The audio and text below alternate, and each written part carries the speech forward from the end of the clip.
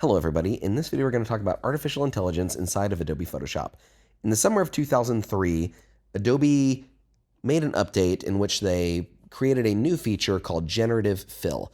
Generative Fill capitalized on a surging movement popularized by programs such as DALL-E 3 or Midjourney or Stable Diffusion that allowed people to create generative images that basically featured text to image. So you could write down something and then the program would create an image based off of your text. Photoshop took this to the next level by giving Photoshop users the ability to make selections that coincided with their text entries. So it kind of made it a little bit more useful. So in this video, we're going to talk about some of the uses for generative fill and generative expand inside of Adobe Photoshop. So a long time ago, Photoshop's first foray into AI was content-aware fill. Of course, we have content-aware fill under the edit menu. We have content-aware fill right there, or you can select fill and select content-aware. And Photoshop just kind of looks around at your image and tries to fill it in with what it thinks you want to be there. But let's say that I had this image again, and I want to use AI in order to remove some of these tennis players. First off, I want to make sure that I have the contextual taskbar available in Photoshop. If you can't find that, go to the window menu and make sure that contextual taskbar is checked. Second, you're going to need a selection. I'm using the rectangular marquee tool to draw my selection. Once you have your selection, you're going to click Generative Fill. And then we can type in whatever we want Photoshop to fill this selection in with. Now, I will say that you have lots of choices when you're typing in your words. You can type in anything. I will say specific, simple are the two things you want to focus on. Be as specific as possible and be as simple as you can. So for this one, we're going to kind of just do exactly what we did with content-aware fill. I'm just going to say remove the tennis player, and we'll click generate. Wait just a brief moment. One of the things that Photoshop will do is it will give you 3 options for what it thinks you might need. So we're just waiting. Okay, so you can see that Photoshop has removed the tennis player. We have our 3 options. I feel like option 1 is probably the best option. And you can see that down here in my layers panel, which I'll move over here, it did this non-destructively. My original background layer is intact, and I now have a new layer, the title of which is my prompt, and it's masked just to the selection that I had created. So I can turn this layer on and off if I would like to. Now, another cool feature about this is, and this you couldn't replicate with content-aware fill, I'm going to make a new selection. I'm going to click Generative Fill. So I'm going to type in add a tennis player and click Generate. And you can see that Photoshop has added in a tennis player to my image. Now, none of these are exactly perfect. It doesn't have the same shadows as the other images, but it did add a tennis player to this image. Now we could do something else. Maybe type in add a cat playing tennis. And there we go. Not exactly the best option, but we do have a cat sitting there. Now what I like about this first one that we did is it did get the perspective pretty close to being correct. So here we go. We've got a blank document open here. What I'm going to do first is I'm going to just make a selection, and I'm going to, once again, in my contextual taskbar, click on Generative Fill. And here, really, your imagination is your only limit to what you can create. I'm just going to type in a capybara. Actually, let's adjust this. A cowboy capybara on a desert planet, and we'll say in the style of a Renaissance painting. Now, you can adjust lots of various options by saying in the style of. You can say photorealistic, you can say a cartoon. Here's option number 1, option number 2, option number 3, Honestly, in my opinion, these are all amazing. I'm going to stay with option number one. Now, here's a cool feature is I can make a selection on this and add something else to it. Now, previously, our selection was of the whole entire image. But if I, get a selection and add to it by clicking Generative Fill, I'm just going to say add tennis shoes. We can see what happens.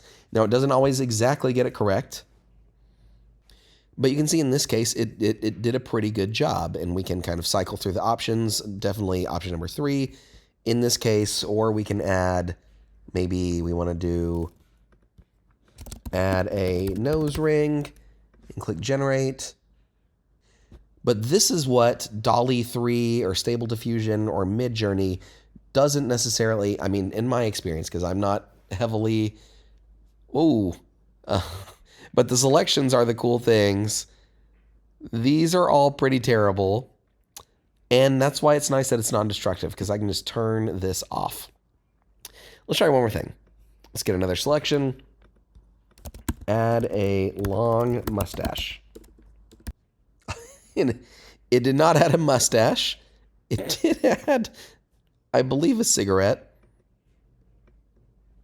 which I'm going to leave in, but nobody should smoke because it's gross. And let's try something else. So let's say that, let's make a blank document. Okay. Let's say that you wanted to make a self-portrait inside of Photoshop. So, and this is something we're going to base an assignment off of.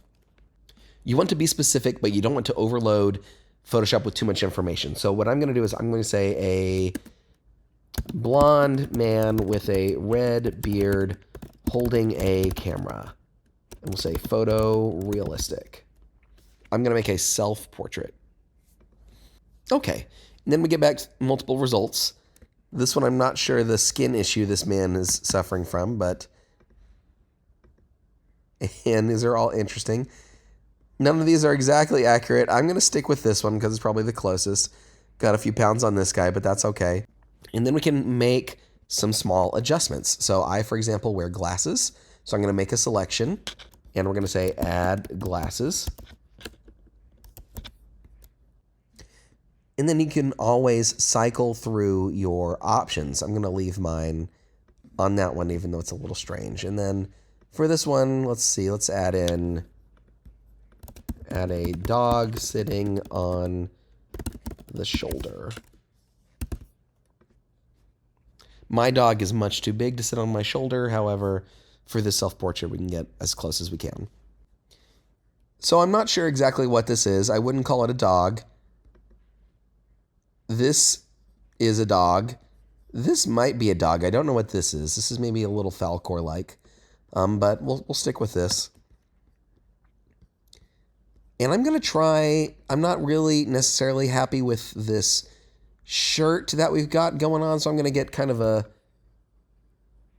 strange selection, and I don't know, I'm not really sure how this is going to work out. I'm going to say add a hoodie. Okay, and then we get back more results. And I kind of liked, the first one was pretty good, except I didn't like the fact that it was orange, so we're going to say, let's just get another larger selection, and we'll say, make the hoodie black. Grammar doesn't really matter for this, but we're just going to stick to what we can. And the cool thing is your options are saved on each of these layers. Okay. That really changed up my image significantly, but I kind of like what we've ended up with here. And this is not bad. So here we have it. That is my AI-generated self-portrait. Now, another feature that uses the same technology is generative expand. And I'll show you what that does. It's basically the exact same thing, and they really don't even need a new image. But if I have the crop tool and I pull the crop tool out, you can see that it will say generative expand. It's not saying that to me right now, but that's really what I'm doing. So I'm going to add in more band members and click generate. So we're expanding on the original image. We're expanding outwards, and we're telling Photoshop what to add into it. Okay, and you can see that it did add in more people to this original image. And you can see why photographers are going to still have their jobs for a few more years, because you might end up with some of the most terrifying things that you've seen in a long, long time. But let's go back to our original image, and we'll try generative expand one more way. So let's say instead of that, we wanted, you can see that it did say generative expand. I'm going to crop it downwards, and this time we'll just say add in cowboy boots and click generate. And here we go. And you can see I really don't need to say add in. I can just say cowboy boots or make them wear cowboy boots. And we're going to be pretty okay with what we've got here. And are they actually wearing cowboy boots? No. But it did add in legs and then a wooden floor for them to stand in. But there we go. That's a little bit about generative expand, generative AI, and how artificial intelligence is working currently inside of Adobe Photoshop.